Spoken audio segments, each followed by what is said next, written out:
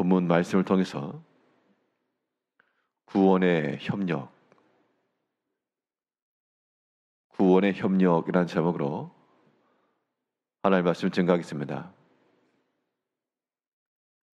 어떤 일에 주인공이 되는 사람, 주연이라고 하고, 또 그 주연을 위에 존재하는 보조적인 사람들, 조연이라고 하는데, 핵심은 주연이나 그 주인공이 빛을 발하기 위해서 옆에 조연해주는, 도와주는 사람들의 그러한 역할들이 필요합니다.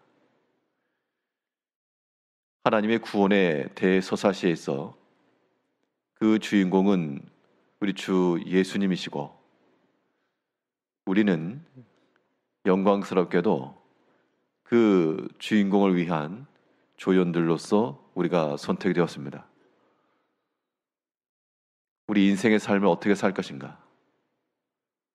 우리가 그 주인공 자리에 들어가서 주인처럼 사는 게 아니라 그 주연을 위한 보조적인, 또 그 주인공을 위한 그러한 협력적인 그러한 삶을 살아갈 때 우리 인생의 목적이 온전히 이루었다라고 말할 수가 있겠습니다. 그러면 우리가 주를 위하여 그 구원의 협력자로 산다는 것, 어떠한 모습을 지니고 그 주의 일에 우리가 힘을 보태며 또한 구원을 이루어 나갈 것인가? 오늘 본문 말씀을 통해 살펴보게 되면 이 구원을 위하여 우리의 힘을 쓰려면 우리 행하는 모든 것의 그 목적을 주를 위한 마음과 또 주를 위하여 사용할 수가 있어야 되겠습니다.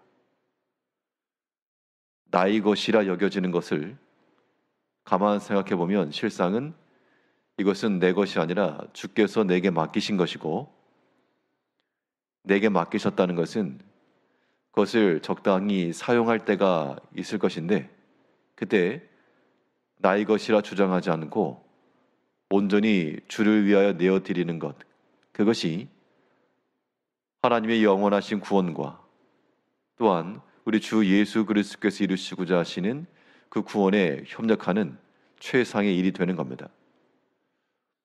오늘 본문에서 유월절 양으로 잡히실 예수님께서 유월절 양을 먹을, 그 음식을 먹을 장소를 선택하는 과정에 제자들이 묻기를 어디 가서 우리가 이 음식 준비하겠습니까? 그랬더니 예수님께서 준비된 한 장소를 지정하시고 또 그 장소를 맡았던 주인이 주를 위하여 협력하고 또한 내어줄 것을 제자들에게 말씀해 주었습니다. 13절에서 예수께서 제자 중에 둘을 보내시며 이르시되 성내로 들어가라. 그리하면 물 한 동이를 가지고 가는 사람을 만나리니 그를 따라가서 어디든지 그가 들어가는 그 집주인에게 이르되 선생님의 말씀이 내가 내 제자들과 함께 유월절 음식을 먹을 나의 객실이 어디 있느냐 하시더라 하라. 예수님께서 하신 말씀 중에 우리가 주목해야 될 부분은 나의 객실이 어디 있느냐. 분명 예수님께서 제자들에게 말씀하시기를 너희가 물 한 동이를 지고 가는 사람을 만나서 따라 들어가라. 그래서 그 집 주인에게 이르기를 나의 객실이 어디 있느냐. 그러면 그 방의 주인은 도대체 누구인가? 물 한 동이를 지고 갔던 그 사람이 잃은 그 집의 주인이 그 집의 주인인가?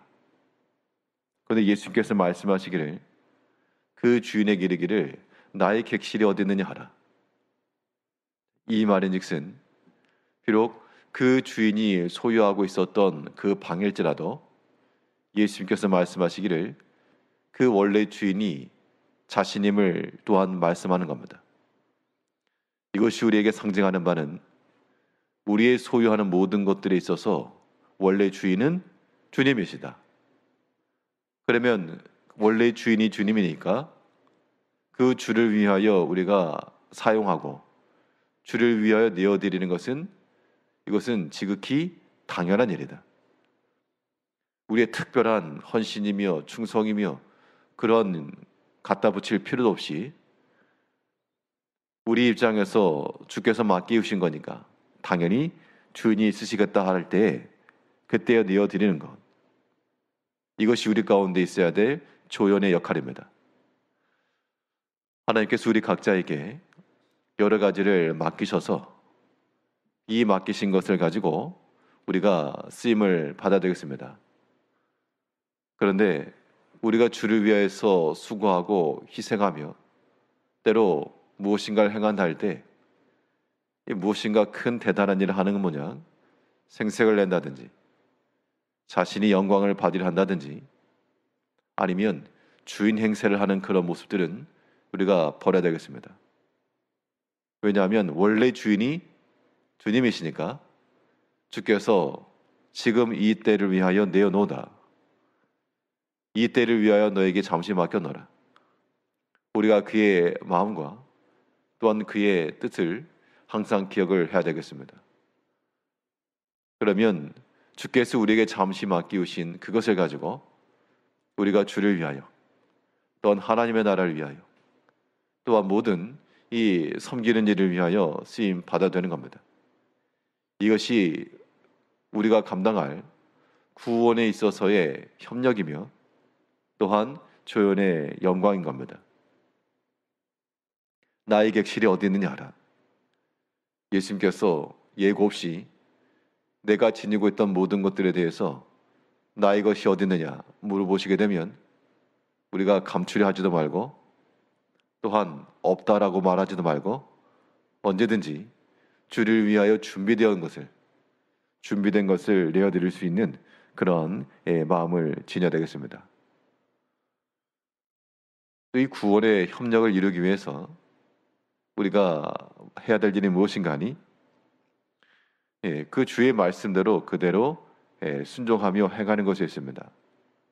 오늘 본문에서 예수님께서 유월절 먹을 그 방을 그 집 주인에게 준비하게 하셨고 또 유월절 음식 먹을 그 내용을 제자들에게 준비하게 하셨는데 특별히 이 객실이 어디 있느냐 여기에 쓰임받았던 제자가 둘이 있었다라고 말씀하시는데 우리 13절에 보니까요. 예수께서 제자 중에 둘을 보내시며 이르시되 성내로 들어가라. 그리하면 물 한 동이를 가지고 가는 사람을 만나리니 그를 따라가서 제자 가운데 두 사람의 이름은 나오지 않지만 그 두 명의 제자를 보내시고 그럼 결국 이 모든 일련의 사건을 기록하고 전달해 준 사람은 누군가? 사람이 없는 얘기를 쓴 것이 아닐 거니까 그 당시 그 사건을 직접 목도하고 또한 순종하면서 체험하였던 그 제자 두 명이 돌아와서 이야기를 했을 겁니다.